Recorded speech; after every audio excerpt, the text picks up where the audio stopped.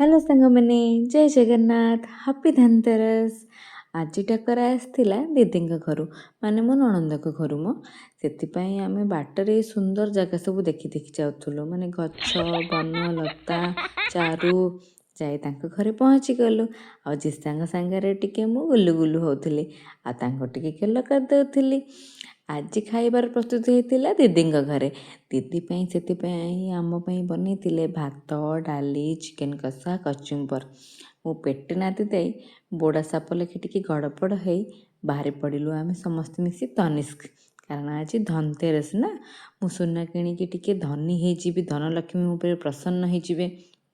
କିନ୍ତୁ ସୁନା ଦୋକାନରେ ପଶିଲେ ଦେଖେ ତ ଧନଲକ୍ଷ୍ମୀ ପ୍ରସନ୍ନ ହେବେନି।